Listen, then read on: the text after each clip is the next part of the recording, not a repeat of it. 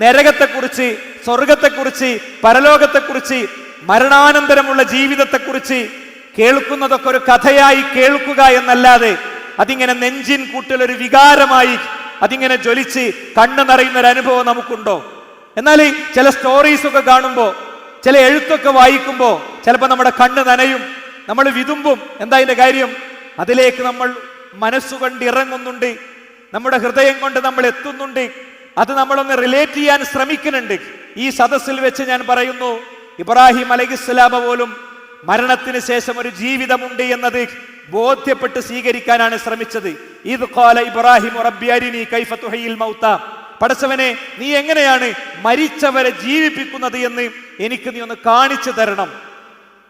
അപ്പോ അല്ലാഹു സുബ്ഹാനഹു വ തആല ചോദിക്കുകയാണ്, ഇബ്രാഹിം അവലം തുഅ്മിൻ, നീ വിശ്വസിക്കണില്ലേ?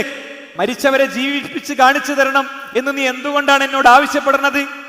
ഏകഛത്രാധിപതിയായ നമ്രൂദിന്റെ ഭരണസിരാകേന്ദ്രങ്ങളിൽ തൗഹീദിന്റെ പ്രഖ്യാപനം നടത്തേണ്ട പ്രവാചകൻ, അയാളുടെ ഏകാധിപത്യങ്ങളെ ചവിട്ടിക്കയറി നന്മയുടെ പ്രകാശവുമായി കയറി ചെല്ലേണ്ട പ്രവാചകൻ അള്ളാഹു കൊടുത്ത ഉത്തരം എന്താ അറിയോ?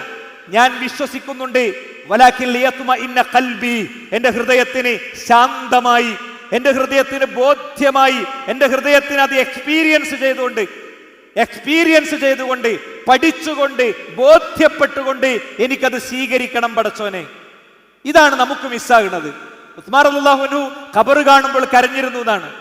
നമ്മൾ വാപ്പ മരിച്ചു കിടക്കുന്ന കട്ടിലിന്റെ അരികിൽ പോലും കണ്ണീര് വരാത്ത അവസ്ഥയുണ്ടെങ്കിൽ, ജീവിതത്തിൽ ഏതെങ്കിലും ഗ്ലിസറിൻ തേച്ച് കരയുന്ന പെണ്ണിന്റെ കൂടെ ഏതെങ്കിലും ആളുകൾ എഴുതി കൊടുത്ത പഞ്ച് ഡയലോഗുകൾക്ക് പിന്നിലെ BGMകൾ കേട്ട് മാത്രം കരയുന്ന അവസ്ഥ നമുക്കുണ്ടെങ്കിൽ, അവിടെ നിങ്ങൾ ശ്രദ്ധിച്ചോ, അതിലേക്ക് മനസ്സാഴത്തിൽ ഇറങ്ങിയിട്ടുണ്ടാകും. ആ വാചകങ്ങൾ നമ്മൾ ഹൃദയത്തിലേക്ക് ഏറ്റെടുത്തിട്ടുണ്ടാകും. പരലോകത്തിന്റെയും അതിന്റെ ബോധ്യത്തിന്റെയും കാര്യത്തിൽ നമുക്ക് മിസ്സാകുന്ന ഒരു മേഖല, അതിനെ ആഴത്തിൽ പഠിക്കാൻ. അത് സത്യാണോ? ഗർഭപാത്രത്തിൽ കിടക്കുന്ന ഒരു കുഞ്ഞ്, ഈ ഗർഭപാത്രത്തിനപ്പുറത്ത് നിനക്കൊരു ലോകം വരാനുണ്ടെന്നും, മണ്ണും മനുഷ്യനും മലയും കാടും കാട്ടാറും കടലുമൊക്കെയുള്ള ഒരു ലോകം അവിടെയുണ്ട്, പൂമ്പാറ്റ പറക്കുന്ന ഒരു ലോകം അവിടെയുണ്ട്, പൂക്കളുള്ള ഒരു ലോകം അവിടെയുണ്ട് എന്ന് പറയുമ്പോ, ഇല്ല, അങ്ങനെ ഒരു ലോകമൊന്നുമില്ല, ഞാൻ ഈ ഗർഭപാത്രത്തിൽ കിടക്കേ ചെയ്യുള്ളൂ എന്ന് പറയുന്ന ഒരു കുഞ്ഞിനെ പോലെ മരണത്തിന് ശേഷം ഒരു ജീവിതമില്ല. മരണത്തിന് ശേഷം ഒരു ജീവിതം ഉണ്ട് എന്നുള്ളത് ആളുകൾ ഇങ്ങനെ പേടിപ്പിച്ച് വിശ്വസിക്കുകയാണ്. പരീക്ഷയെ പേടിക്കുന്നുണ്ട്. എന്താ കാര്യം? പരീക്ഷയിൽ നല്ല മാർക്ക് കിട്ടിയിട്ടില്ലെങ്കിൽ എനിക്ക് നല്ല ജോബ് ഓപ്പർച്യൂണിറ്റീസ് കിട്ടൂല, എന്റെ ജീവിതം ഞാൻ പ്രതീക്ഷിച്ച അവസ്ഥയ്ക്ക് എത്തൂല, അതാ കാര്യം എന്ന് പറയുന്നത് പോലെ ഈ പരീക്ഷയിൽ ഞാൻ പരാജയപ്പെട്ടാൽ, ഭൂമിയിലെ പരീക്ഷയിൽ ഞാൻ പരാജയപ്പെട്ടാൽ മരണത്തിന് ശേഷം എനിക്ക് വരാനുള്ളത് നഷ്ടങ്ങളാണെന്ന ബോധ്യമാണ് ഒരു വിശ്വാസിയുടെ പ്രചോദനം.